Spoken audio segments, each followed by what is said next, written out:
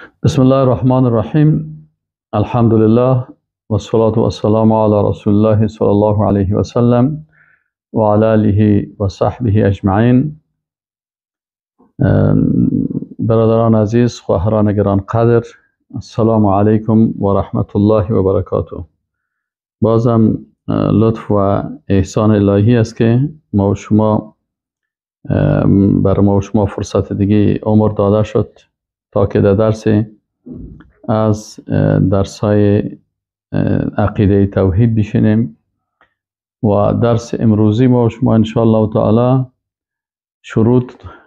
شروط صفات الله است. طبعا ما و شما صفات الله سبحانه و تعالی را قبلا خواندیم. در درس امروزی ان شاء الله تعالی شرط هایی که در صفات الله هست که یک مسلمان باید بدانه و مراعات بکنه، این بسیار مهم است.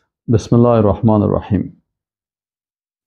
در صفات الله سبحانه و تعالی چندین شرط است. شرط اولش است که با تمامی صفاتی که در قرآن عظیم الشان و احادیث رسول الله صلی الله علیه و سلم ثابت است انسان اقرار بکنه. یعنی ما به شکل عام تمامی صفاتی که در قرآن عظیم الشان و احادیث رسول الله صلی الله علیه و سلم آمده است به ایمان داریم، اقرار داریم و این را قبول داریم. شرط دوم صفاتی است که این صفات به شکل توقیفی باید بشناسیم.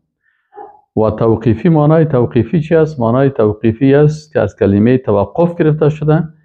یعنی در صفات الله ما به مو اندازه توقف بکنیم که در قرآن و سنت ثابت است و اضافه از او از خود زیادت و نقصان نکنیم. مثلا ما و شما نامها، مثلا رکعات نماز، تعداد رکعات نماز که است توقیفی هست. حالا ما و شما نه حق داریم که نماز پیشین مثلا 4 رکعات فرض است، ما نمیتونیم 4 رکعات 5 بسازیم یا 5 رکعات 3 رکعات یا 4 رکعات 3 رکعات بسازیم. نه حق داریم. توقیفی به مو اندازه که در قرآن و سنت ثابت است به مو اکتفا میکنیم. این توقیفی میگه. در نامهای الله و در صفات الله، امو صفات و نامهایی که ثابت هستند به مو توقف میکنیم، زیادت و نقصان نمیریم. شرط سومی است که اثبات تمامی صفاتی که در قرآن و سنت ثابت است. یعنی همون صفاتی که در قرآن عظیم الشان و در احادیث رسول الله صلی الله علیه و سلم ثابت است ما او را اثبات میکنیم. میگیم بله همین صفت است و به جلال عظمت الله سبحانه و تعالی شایسته است. و نفی تمامی، شرط چهارمی است که نفی تمامی صفاتی که در قرآن عظیم الشان و احادیث رسول الله صلی الله علیه و سلم نفی شدند. مثلا بسیاری از صفات است، صفات نقصان، صفاتی که در او مثلا صفات سلبی که ما و شما قبلا هم سرش درس ما گذاشته که صفات سلبی که مثلا صفاتی که در او نقصان است و صفاتی که در او نواقص بیان میشه، ایره به الله سبحانه و تعالی ما و شما ایره چی میکنیم؟ یا را نفی میکنیم. یا صفاتی که مثلا گفته شده که الله متعال لا تأخذه سنة ولا نوم، الله را خواب و مقدمات خواب هیچ چیزا نمیگیره. بنابراین این صفات باید ما و شما به الله سبحانه و تعالی نسبت ندیم و ایره نفی بکنیم. شرط پنجمی است که سخن گفتن در صفات مانند سخن گفتن در ذات عقیده کنیم. چی معنی؟ یعنی مثلا ما و شما میگیم که ذات الله سبحانه و تعالی، وقتی که میگیم الله سبحانه و تعالی ذات داره، اینمی قسم که ذات الله سبحانه و تعالی مشابه و ذات مخلوقات نیست. المخلوقات زیادی هستن، اونا هم ذات دارن، لکن مشکل از اونا در چی هست؟ که ما وقتی که ذات الله را صحبت میکنیم به مو شکل که به جلال و عظمت شایسته است، اما وقتی که ذات مخلوقات را بحث میکنیم میگیم که مربوط به مخلوق است و با خالق هیچ مشابهت نداره. اینا اینمی قسم که در ذاتش تشبیه نمیکنیم و بحث نمیکنیم که نه والا ما ذات نمیگیم. هیچ کس نمیگه که بگه ما ذات الله را قبول نداریم. اما اینا همین قسمی که در ذات الله نمیگن در صفاتش هم باید ایگه کس نزنه که مثلا من اینی صفتش قبول ندارم، اینی صفتش درست یا درست، بلکه تمام صفات همین قسم که در ذات قبول داریم در صفات هم، پس در این هم به همون شکل گفته میشه. شرط ششمی است که سخن گفتن در تمامی صفات یکسان باید باشه. مثلا ما طریقه سلف صالح همی است که کل صفات الله سبحانه و تعالی وقتی که سخن بگیم در تمام صفات اونم یک قسم سخن گفته میشه، یعنی کل صفات صفات الله هست و کل صفات مشابهت با مخلوقات نداره و کل صفات به جلال و عظمت الله شایسته است و کل صفات الله صفات کمال و عظمتش است. این حالت نمیشه که مثلا مثل اهل بدعت واره که اونا چی میکنن وقتی که گروپ های بدعتی بعد از قرون ثلاثه مثلا بعضی گروپ های بدعتی پیدا شد مثل قدریه و جبریه و معتزله و کلامیین و اینیا که پیدا شدن که متاثر به افکار فلسفی شدن، باز گرفتن بعضی صفات قبول کردن و بعضی صفات نفی کردن. یک تعداد پیدا شدن که کل صفات نفی کردن، یک تعداد گفتن نه ما این فقط چند صفت قبول داریم، این صفات دیگه ش قبول نداریم. یکی گفت که مثلا ما ظاهرش قبول داریم معنایش قبول نداریم. اینی کلش چی هستن؟ همین گروپ های بدعتی هستن که در اینجا چیز شدن. بلکه کل صفات الله سبحانه و تعالی را ما و شما باید کلش قبول بکنیم و هیچ کدامش نفی نکنیم. خیر ببینید، طرق زیاد کنین. وقتی که درس شروع میشه باز طرق شما هم شروع میشه. و بعد از این وقتی که شرط هفتم آمدیم، در شرط هفتم اینجا است که الفاظ صفات به اعتبار معنا برای ما معلوم دار است. الفاظش معلوم دار است. معنای از این الفاظ صفات شرطی است که ما وقتی که یک لفظی در صفت آمده است، اگر وجه هست، اگر ید است، اگر استوا هست، اگر صفت مثلا خلق کردن است، اگر صفت روزی دادن است، پس معنای هذه صفات کلش معلوم دار است. در معنایش چون به زبان عربی روشن و معلوم دار بیان شده است، به زبان عربی هست و هر کلمه که در او صفت الله هست معنایش معلوم است. ای که مردمای عجم نمیفهمن و یا کسی زبان عربی رو نمیفهمه، ایره نمیفهمه او کارش، اما معنای ازیره علما و کسایی که مثلا درس خواندن و درس میخوانن و خود زحمت میدن پس این معلوم دار است. ولی به اعتبار کیفیتش مجهول است. ما کیفیتش نمیفهمیم. وقتی که کیفیتش مجهول است، از این خاطر تنها ما مجهول بودنش به حساب کیفیت میگیم، کیفیتش ما نمیفهمیم، اما خود صفت با معنایش میفهمیم. این شرط است. علامه ابن عبدالبر میگه تمامی اهل سنت به اقرار به صفاتی که در قرآن و سنت آمدن ایمان دارند و به آن اجماع نمودند و آن را به حقیقت آن حمل میکنن، نه به مجاز. یعنی همین صفات وقتی که ما و شما میخوانیم ایره به شکل حقیقیش و ایره به شکل مجازیش نمیگیم، بلکه به معنای حقیقیش میگیریم و ما بیشتر درباره از او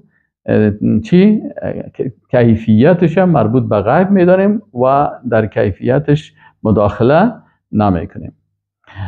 شرط هشتمی است که اثبات صفات کمال به شکل تفصیلی می باشه. یعنی صفات کمال در قرآن عظیم الشان، صفات کمال الله سبحانه و تعالی مفصل بیان شده. مثلا در 99 نام بیان شده، به شکل مضاف و مضاف الیه بیان شده، به شکل فعل بیان شده، خلق، رزق، یخلق و یرزق و اینمی کل صفاتی که به کمال الله دلالت میکنه به شکل تفصیلی در قرآن و سنت بیان شده. ما و شما هم به شکل تفصیلی او را قبول داریم.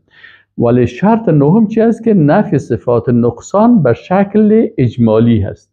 یعنی در قرآن و سنت صفاتی که نفی شده هست اجمالا نفی شده.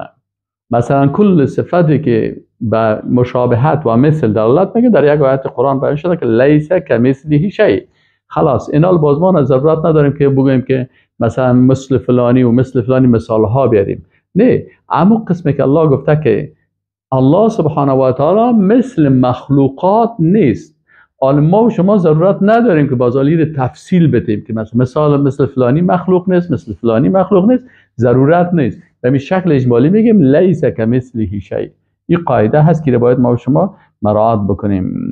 از این خاطر علامه ابن ابی العز حنفی رحمه الله میگه ولهذا یأتی الاثبات للصفات فی کتاب الله و نفی مجملا. میگه از این خاطر میگه اثبات لصفات الله میگه این تفصیلی میه و نفی چی میه؟ مجمل میه. شرط دهمی است که توقف در الفاظ مجمل که اثبات نفی آن وارد نشده است. مثلا بعضی الفاظ است که نه نفی شده از الله و نه اثبات شده، ما و شما در او توقف میکنیم، او صفات به الله نسبت نمیدیم. مثلا الله رزق میده، اما مثلا صفت جواد یا مثلا صفات عاقل، این صفات برای الله سبحانه و تعالی نه نفی شده نه اثبات شده، ما در این صفات توقف میکنیم، یعنی سر از این بحث نمیکنیم و به الله نسبت نمیدیم. چرا الله سبحانه و تعالی این صفات بر خود نسبت ندادن، ما هم چی نمیگیم. از این خاطر میگه که در الفاظ مجمل که اثبات نفی آن وارد نشده هست در او توقف میکنیم. شرط 11 چی است که معانی صفات و افعال الله سبحانه و تعالی را مانند سلف صالح، یعنی مانند صحابه و تابعین و تبع تابعین، یعنی صحابه و علمای تابعین و علمای تبع تابعین، علمایش طبعا اینا در صفات الله سبحانه و تعالی یا چی میکردن؟ در معنایش تفویض میکردن، میگفتن معنای صفات الله را، معنای افعال الله را ما نمیفهمیم، الله میفهمه، الله میفهمه، تفویض کردن. پس تفویض چی را میگن؟ یعنی از کلمه فواضع گرفته شده که به معنای واگذاری و گذاشتن است، یعنی در اصطلاح عبارت از حکم نمودن به مجهول بودن به کیفیت صفات و تفویضش به الله سبحانه و تعالی. ما میگیم که معانی صفات الله سبحانه و تعالی را میفهمیم، اما کیفیتش ما تفویض میکنیم به الله، الله میفهمه ما نمیفهمیم، مربوط غیب است. اینال ما در او باره چی میکنیم؟ درباره از او در صفات الله سبحانه و تعالی و الله را تفویض میکنیم، یعنی کیفیتش تفویض میکنیم. متوجه هستین؟ در کتاب فقه اکبر امام ابو حنیفه رحمه الله میگه که الله دارای ید، وجه و نفس می باشد.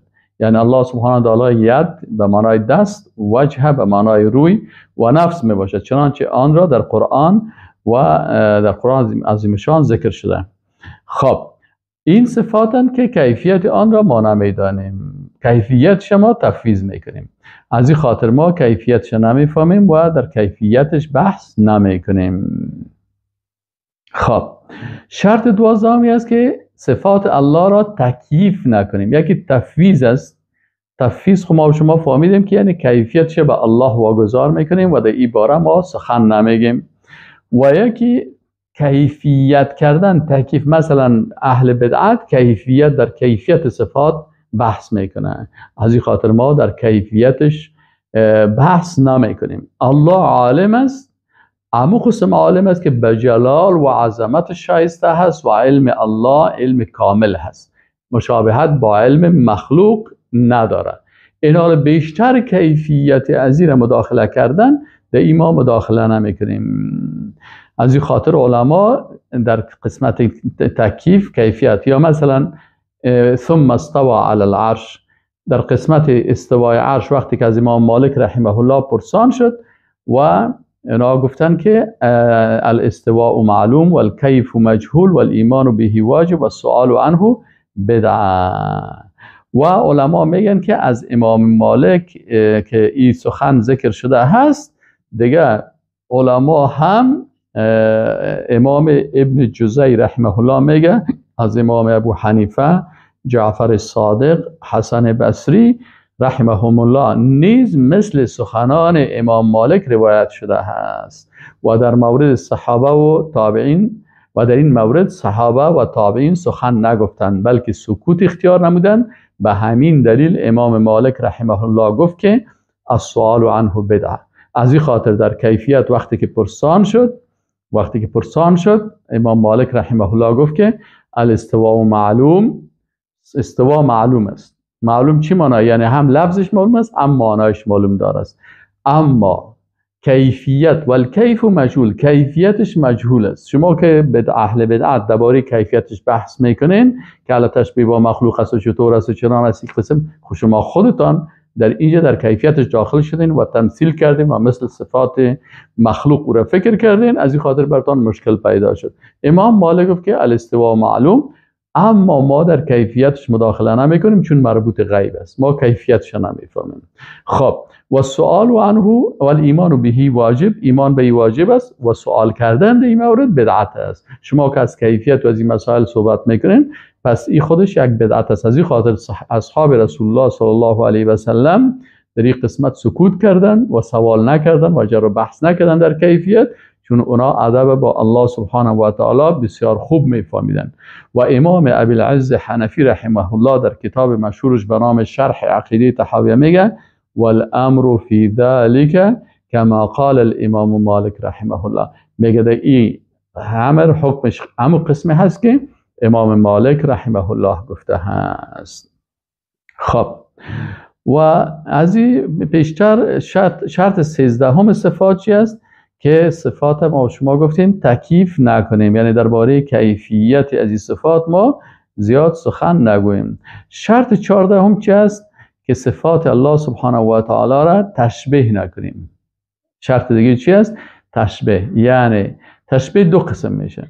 یکی قسم میشه که تشبیه صفات خالق و مخلوق شود، که مثلا مشبهه و ممثله، اینی فرقه هایی که اهل بدعت هستن صفات خالق تشبیه میکنن با صفات مخلوق. این کار هم باید نکنیم. و قسم دوم است که تشبیه صفات مخلوق با صفات خالق، این هم باید نکنیم. مثلا صفات مخلوق هیچ مشابهتی با صفات خالق نداره، همین قسمه که صفات خالق هیچ مشابهتی با صفات مخلوق نداره. اینی چی هسته؟ خب دیگه یکی از قواعدی است که ما تشبیه که نمیکنیم تمثیل هم باید نکنیم. همین قسم گفتیم تشبیه نمیکنیم، گفتیم که تمثیل هم نمیکنیم. اینال علما میگه که فرق بین تمثیل و تشبیه چی است؟ میگه علما میگن که تمثیل و تشبیه، بعضی علما میگن که یک معنا داره. تشبیه نمیکنیم یعنی تمثیل نمیکنیم، ازش مثلشه مثل از او مثل از او نمیگیم. خب بعضی علمای دیگه میگن که نه، میگن که تمثیل تشبیه میباشن و یا میگن که معنای تمثیل تشبیه هست. بعضی ها ایره گفتن و بعضی از علمای دیگه میگن که بین تمثیل و تشبیه فرق است. میگه تمثیل مشابهت بین دو چیز در تمامی صفات میباشه، ایره چی میگن؟ ایره تشبیه میگن. و تمثیل چی میگه؟ که مثلا مشابهت بین دو چیز در بعض صفات باشه. اینال ما مخلوق با الله سبحانه و تعالی، اینال ما شما به حساب ازی گفتیم به حساب دنیایی و انسانی، تشبیه چی رو میگیم در زبان عربی؟ میگه در زبان عربی مثلا بین دو چیز شما وقتی که 100% مشابهت میباشه تشبیه میگن. اگر مثلا 10% بینشان مشابهت باشه، در بعض صفات مشابهت داشته باشن و در بعض دیگه نداشته باشن، بازی رو تمثیل میگن. متوجه هستین؟ اینال میگه این خود درباره مخلوقات. آل در قسمت خالق متعال ما صفات الله سبحانه و تعالی را با صفات مخلوقات نه تشبیه میکنیم کلشه و نه تمثیل میکنیم بعضشه، نه تشبیه میکنیم و نه تمثیل. لیس کمثله شیء. خب دیگه از این خاطر علما میگه لا نشبهه ولا نمثله ولا نؤوله. متوجه هستین؟ ولا نحرفه. این قواعد است، تقریبا این چیزا را نمیکنیم. خب حال دیگه است که شرط 15 هم که صفات الله سبحانه و تعالی را تعویل نمیکنیم. چی معنی تعویل؟ تعویل هی است که در عصر چی است؟ تعویل در لغت به معنای رجوع و عودت است و در اصطلاح چی را میگن؟ میگه نصوص متشابه از معانی ظاهری به معانی دیگره. مثلا بعضی از نامهایی که چی هستن، بعضی از نامها را این تعریف متکلمین کردن. ما متکلمین اکثرا اینا اهل بدعت هستن. اونا چی کردن؟ گفتن بعضی صفاتی که مشابهت داره با صفات مخلوق این تعویل میکنن. این تعویل کردن از اینا بعضی صفات چی میکنن؟ اینا در ذهنشان تشبیه هست، در ذهنشان تشبیه هست. وقتی ما میگیم که نه، منهج سلف صالح این بود که صحابه، تابعین و تابعین، علمای تابعین و علمای تبع تابعین و اصحاب رسول الله صلی الله علیه و سلم، اینا وقتی که در صفات الله صحبت میکردن مخلوق بیخی در ذهن خود نمی آوردن. ما فعلا بحث ما صفات الله هست. پس وقتی که ما اسما و صفات الله را میخوانیم در ذهن ما می است که ذات با عظمتی هست که امی صفات برای خود نسبت دادن.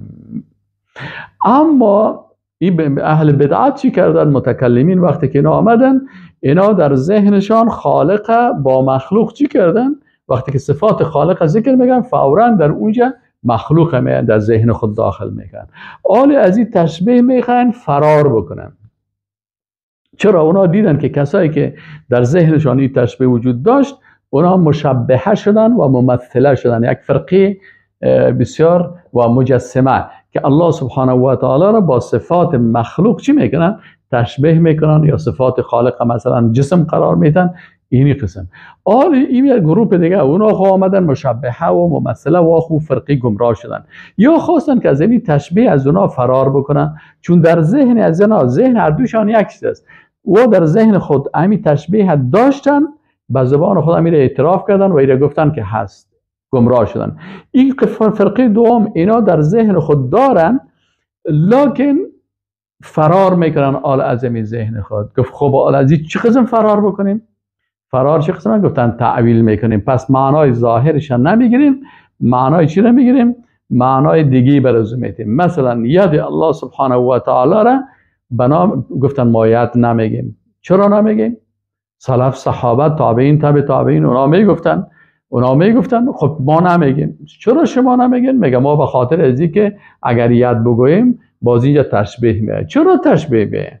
ذات وقتی که میگی تشبیه میاد، سمع الله را وقتی که میگی تشبیه میاد، بصر الله را که میگی تشبیه میاد، خود در ید و در وجه اینا هم تشبیه نمیاد. چرا؟ وقتی که صفات الله را میگی بجای الله عظمت الله شایسته است. اینا گفتن که نه اینجا ما، چون ذهنشان خراب است، در ذهنشان تشبیه هست، آل از این ذهن خود فرار میکنن، از خرابی ذهن خود فرار میکنن. اینا چی میکنن؟ گفتن نه ما ید به معنای قدرت میگیریم، پس نمیگیم که ید مثلا به معنای دست است و صفت است که به الله سبحانه و تعالی است. خب صفت ید چی شد؟ ای تعطیل شد. باز از یا چی جور شد؟ هر مؤول چی میشه؟ معطل میشه. بازی هم مؤوله شدن و هم معطله. معطله چی رو میگن؟ که یعنی بعضی صفات بیخی تعطیل میکنن که این صفت الله نداره. اینی مسائل خطرناک است که ما شما باید بفهمیم. پس در این راستا که هست صحابه کرام تابعین و تبع تابعین اینا چی هسته؟ اینا باید ما شما بفهمیم که اینا معانی افعال الله سبحانه و تعالی را معنایش تفویض نمیکردن. اینا معانی افعال و صفات تفویض نمیکردن، بلکه کیفیتش به الله تفویض میکردن. معنایش میفهمیدن، صفت قبول داشتن، معنایش قبول داشتن، کیفیتش تفویض میکردن. همین منهج درست است که ما از اصحاب رسول الله صلی الله علیه و سلم و تابعین و تبع تابعین از اینا میگیریم. علامه بغدادی میگه که علمای کلام صفات خالق را مثل عین، ید، وجه و افعالش مثل نزول، صعود، مجیء، غضب و کلام را تعویل میکنن. پس اینا مؤوله هستن. شرط 16 چی است؟ که صفات الله سبحانه و تعالی را تحریف نکنیم. تحریف چی را میگن؟ تحریف به معنای تغییر و تبدیل است و در اصطلاح چی را میگن؟ برگرداندن سخن از طریق درست به طریق غلط. مثلا تعویل چه قسم میشه؟ از معنای ظاهریش به معنای دیگی بدون کدام دلیل وجود نداره. اینا دیگه چی میکنن؟ تعویل میکنن. مثل تعویل صفت ید به قدرت، در حالی که در قرآن ید علیحده گفته شده و قدرت علیحده گفته شده. این که الله سبحانه و تعالی قدیر است، مقتدر است، قادر هست، این هم گفته شده و ید الله علیحده گفته شده، وجه علیحده گفته شده. اینا یا چی میکنن؟ میگن ما این تعویل میکنیم، یعنی تعویل در صفات. بعضی کسا باز فکر میکنن بیخی دیگه تعویل نیست. تعویل خود وقتی که در آیات قرآن مثلا تعویل میشه، یا مثلا اونجا مثلا امام طبری رحمه الله اکثرا کلمه تعویل به معنای تفسیر قرآن استعمال میکنه. مثلا میگه با تعویل هذه الآیه یعنی تفسیر از آیات. او در بخش آیات قرآن است. متوجه هستین؟ تعویل ممنوعی که باید نکنیم او در اسما و صفات الله هست، در بخش باب اسما و صفات الله سبحانه و تعالی هست. از این خاطر یعنی کسایی که ایره چی میکنن تعویل میکنن، اینا باز تحریف داخل میشن. خب حال ما و شما صفات الله سبحانه و تعالی را تحریف نمیکنیم به این معنای که مثلا معنای اصلی از این وصول کنیم و معنای دیگر را بگیریم. شرط 17 چی است که تعطیل نکنیم. پیشتر ما بر شما گفتم تعطیل چی نمیگن؟ تعطیل معنای چی است که بعضی از صفات الله را یا مثلا کل صفات معنای از رو قبول نمیکنن. وقتی که قبول نکرد این صفات کاملا میگه الله سبحانه تعالی این صفت نداره. این تعطیل صفات میگن، صفت بیخی معطل کردن و نفی کردن. از این خاطر اهل سنت و الجماعت به طریقه صحابه و تابعین و تبع تابعین که سلف صالح ما و شما هست، مطابق از اونا این صفات چی نمیکنن؟ تعطیل نمیکنن، بلکه کل صفات الله را قبول داریم و به اون شکلی که به جلال و عظمتش شایسته است، چون در قرآن آمده، در حدیث صحیح آمده و ثابت است، صفت قبول داریم و این ما تعطیل نمیکنیم. خب شرط 18 که ما شما بفهمیم، بعضی از نامهای اسمای جامده هست. بعضی از اسمای جامده است کلماتی که به شکل اسمای جامده آمدن ولی در اسماء الله الحسنا داخل نیستن. مثلا این در نامهای الله داخل نیست. مثلا در حدیث قدسی که امام بخاری از ابو هریره رضی الله عنه روایت میکنه، میگه رسول الله صلی الله علیه و سلم فرمود که قال الله عز وجل، میگه الله متعال گفت که یؤذین ابن آدم، مرا فرزندان آدم اذیت میکنن. چرا؟ یسب الدهر و انا الدهر، میگه دهر اینا دشنام میتن و انا الدهر بیدی الامر اقلب اللیل و النهار. اینا اینجا کلمه الدهر ای از صفات الله نیست، از نامهای الله نیست. چرا؟ به خاطر از اینکه گفته که دهر خو مخلوق است، یعنی الله متعال میگه که من شب و روزه چی میکنم؟ تغییر میدم. یعنی تغییر دهنده ای کائنات و تغییر دهنده شب و روز الله هست، اما الدهر خودش از صفت و از نام الله نیست. از این خاطر این ما نباید خلط بکنیم و از پیش ما غلط شویم. و شرط 19 ای از کلماتی که به خاطر تشریف ذکر شده دایی باید ما و شما احتیاط بکنیم. مثلا بعضی کلمات است که کلمات اضافت تشریفی هست. اضافت تشریفی چی را میگن؟ اضافت تشریفی است که مثلا اسمایی که به الله مضاف شده، مثلا نام مخلوق به الله مضاف شده، مثلا گفته شده بیت الله. آری ای بیت الله که است، ای از اسما و صفات الله نیست. بیت الله که است یعنی بیت مخلوق است و این مضاف شده به الله سبحانه و تعالی. چی معنی؟ یعنی این اضافت تشریفی میگن. اضافت تشریفی چی معنی؟ یعنی وقتی که کعبه را ما و شما میگیم کعبه شریفه بیت الله هست، یعنی معنیش چی است که هذا بیت مخلوق معزز مکرم مشرف عند الله. یعنی این خانه هست مخلوق است. خود بیت الله شریف چی است؟ مخلوق است. دیوارش سنگ است و از سمت جور شده، از سنگ جور شده و تکه هستی گپ است. بنابراین کعبه شریفی چی است؟ مخلوق است. ما بر روز عبادت نمیکنیم. تنها قبله مسلمان است. ما و شما بسیاری وقتا پشت سر دیوار نماز میخوانیم. ما خب بر از دیوار سجده نمیکنیم، ستره ما دیوار است. پشت یک درخت نماز میخوانیم، اول به درخت سجده نمیکنیم.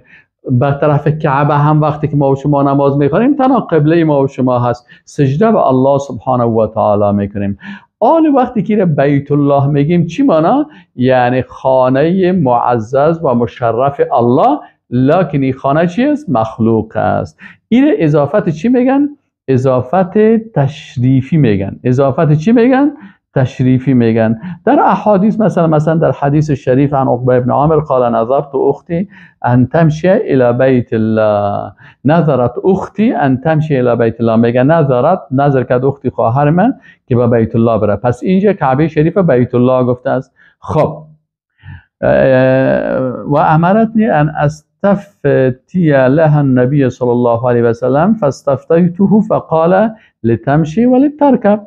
خب اینجا کلمه حدیث کلمه حدیث البخاری است. برای بیت الله برای کعبه شریف چی گفته شده؟ بیت الله گفته شده. این وقتی که صحابه آمد و به رسول الله صلی الله علیه و سلم گفت، بناهن این تقریر شده، رسول الله صلی الله علیه و سلم رد نکرد، پس کلمه بیت الله و کعبه شریف استعمال شده. آل بیت الله چی معنی بیت الله؟ یا خانه ای را اضافت تشریفی میگه، یعنی خانه ای که بسیار با عزت است. اینه میخواستم مثلا عبدالله، مثلا در سوره اسراء سبحان الذي اسرا بعبده، این حال عبد بنده هست که رسول الله صلی الله علیه و سلم است، این الله به خود چی کرده؟ مضاف کرده. سبحان الذي اسرا بعبده، پاک از او ذاتی که در شب برد بنده اش را. آل بنده را برای الله چی کرد؟ مضاف ساخت. این مضاف ساختن این اضافت تشریفی میگن. چی معنی؟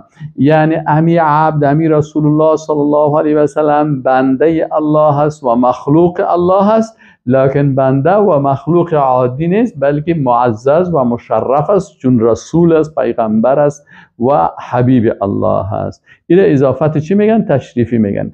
یا مثلا روح انسان الله به طرف خود مضاف کردن، مثلا میگه نفخت فیه من روحی، ما در انسان دماندم از روح خود.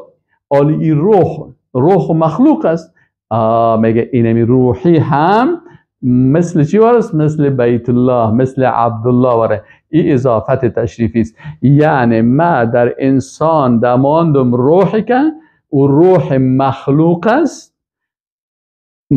است، لکن امی مخلوق روح انسان است، این پیش الله شرف و عزت داره، نباید مثل روح حیوانات با این معامله شود. وقتی که در قسمت روح انسان با این با عزت برخورد میکنم. اما روح مخلوقات شما میتونید یک گوسفند بگیرین بخرین 5000 10000 و رو ذبح بکنین، اما وقتی که انسان است، انسان بسیار در قسمتش احتیاط میکنین. من قتل مؤمنا متعمدا فجزاه جهنم خالدا فیها، یعنی اگر کسی یک مؤمن واقعی که مرتد نشده که جزای ارتداد برش به یا قصاص نیست، قاتل نیست که قصاص شوه، متوجه هستین اینی چیزا، این حال وقتی که این کس میکشه باز بر از او جزا است. یا مثلا عیسی مسیح علیه السلام گفته که و روح منه، عیسی علیه السلام روح الله میگن. چی معنی؟ یعنی این روح الله است، یعنی عیسی علیه السلام مخلوق الله هست، لکن مخلوق است، بنده هست، لکن معزز و مشرف است. از این خاطر ایده با همین قسم ناقت الله، شتر صالح علیه السلام ناقت الله گفتن، ناقت الله و سقیاها. این ناقه الله گفتن. شترها کل شترهای الله هستن، مخلوقات الله هستن، لکن چون این معجزه بود، این یک شرف داشت، از این خاطر مخلوق مشرف بود، معجزه بود، گفت که با امراضی غرض نگیرین. پس ایره اضافت تشریفی میگن. اینی شروط کلمه چی بوده؟ شروط اسما و صفات الله سبحانه و تعالی بود. و السلام علیکم و رحمت الله و برکاته.